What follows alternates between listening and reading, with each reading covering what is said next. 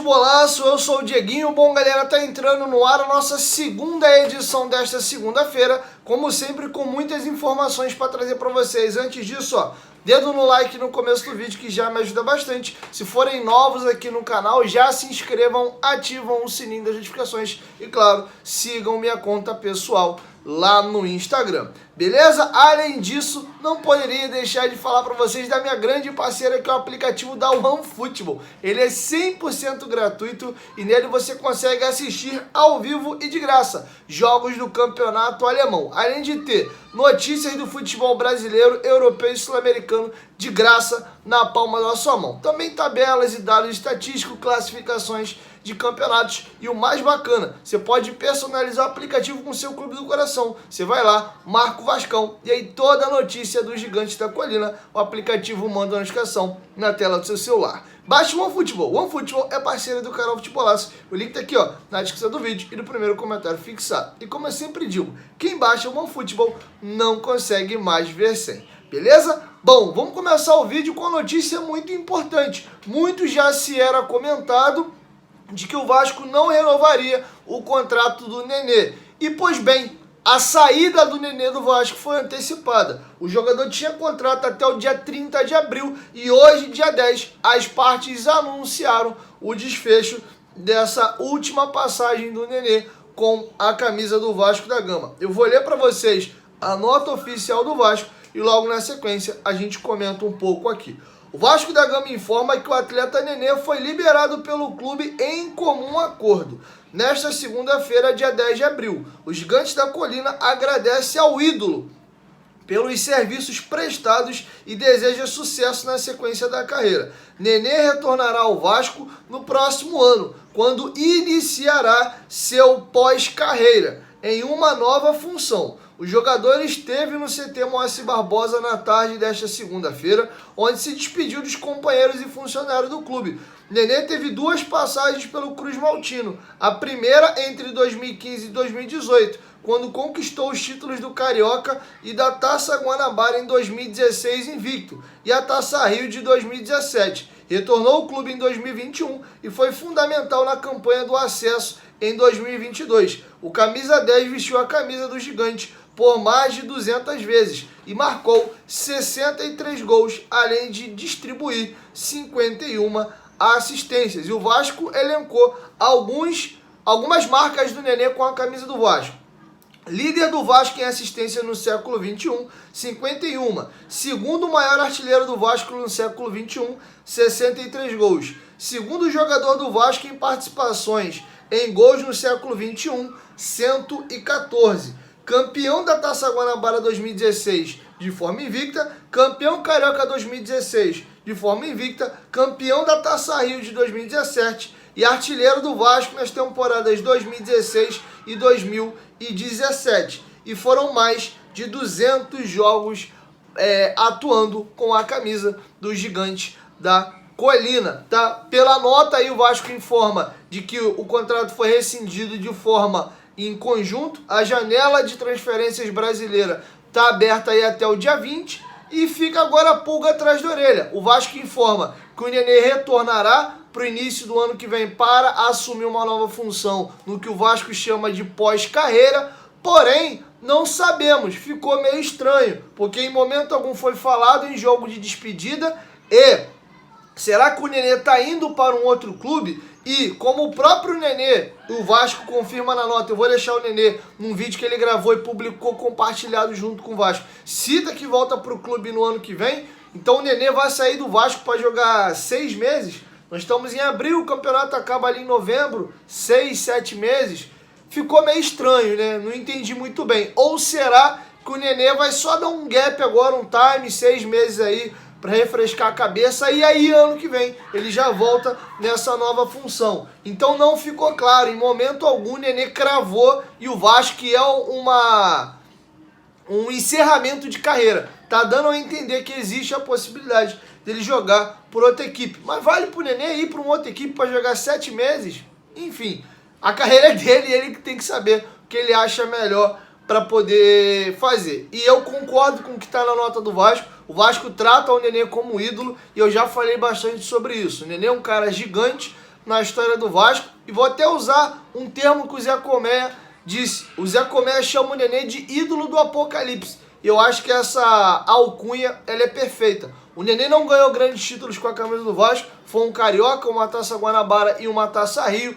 Porém, o Nenê foi esse cara que nos abraçou nos momentos mais difíceis da história do Vasco. Para quem é vascaíno nesse momento, você está assistindo o pior momento da história do Vasco da Gama. 4 rebaixamentos, 5 disputas de Série B. E o Nenê foi esse cara que nos ajudou nessas lutas para voltar da segunda para a primeira divisão. Graças a ele, o time que é montado no segundo semestre de 2015, o Vasco vem numa arrancada muito forte, por muito pouco, no livro do rebaixamento de 15, faz uma sequência história, 36 jogos sem perder nesse time do Nenê, é campeão carioca, conseguem trazer o Vasco para a primeira divisão em 16, em 17 conquistam a vaga para a Libertadores e depois, após a vaca já caminhando para o brejo, o Nenê tenta salvar em 2021 junto com o Fernando Diniz, não consegue e promete só sair do Vasco quando colocar o clube de volta na primeira divisão. E cumpre. E para simbolizar talvez essa fala dele, é dele o gol do acesso do Vasco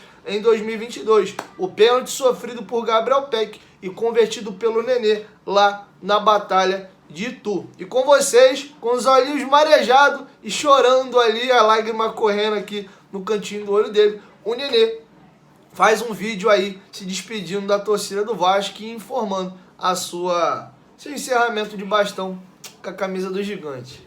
Para mim é meio difícil esse momento, mas com vocês agora, o Nenê. Fala galera, tudo bem? Queria dizer para vocês que chegou o momento, né, que eu vou parar de jogar pro Vasco. Sabia que um dia isso ia chegar. Acho que a gente nunca está preparado para quando você faz uma coisa com tanto amor, tanta paixão e um propósito.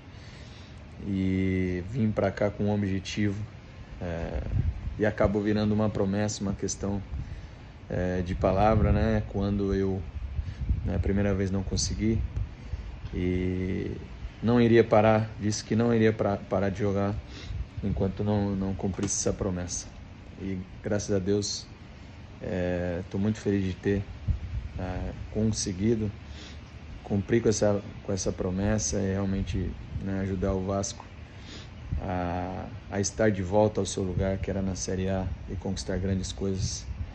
E fico muito em paz também por realmente o nosso clube estar sendo reestruturado e no caminho certo, né, de volta de grandes coisas, com uma base aí incrível, um time, um elenco que pode realmente ajudar muito. Então, que eles possam continuar esse trabalho e realmente fazer com que o Vasco volte a ser o centro das atenções no Brasil e no país, como sempre foi. E por último, eu queria dizer, uma história dessa tão linda, né, não podia acabar.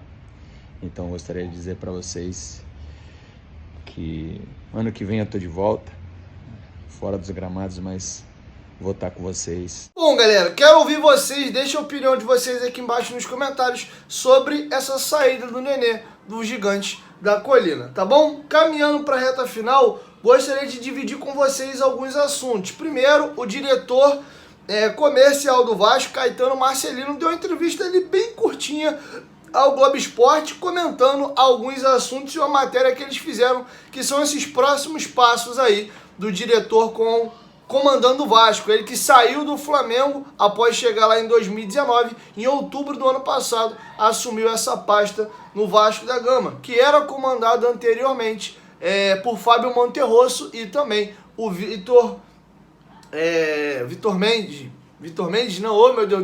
Roma, desculpa. Bom, primeiro, o Caetano Marcelino é meio avesso a entrevistas, não gosta de falar muito, e ele falou o seguinte sobre essa situação: estamos trocando o pneu com o carro andando. E aí o GE faz uma matéria um pouco explicando a carreira dele, os clubes. Ele começa no vôlei, gestão do Maracanã, Flamengo, até chegar ao Vasco. E ele até comenta, além dessa questão de trocar pneu com o carro andando, como é que ele se sente nessa questão até de dar entrevistas.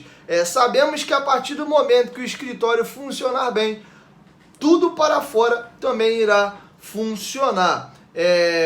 Eles acham isso aqui uma loucura. A paixão do torcedor é visceral. Eles têm certeza que a marca pode crescer muito mais. É uma fala deles sobre como a 777 enxerga aí a interação e engajamento da torcida do Vasco. Eles estão comprando outros clubes ao redor do mundo e não se tem lá o engajamento que a torcida do Vasco tem, e essa relação até que o brasileiro, digamos assim, tem um pouquinho diferente com os seus clubes. Eles exaltam muito isso e o Vasco tem sido referência para os outros clubes do grupo nesse sentido. Sobre como se ditar o ritmo dos negócios, o Caetano Marcelino fala, por exemplo, da renovação de contrato com a Pixbet, que o valor cresceu muito. Ele diz o seguinte: não foi muito bom a renovação, foi muito, muito bom.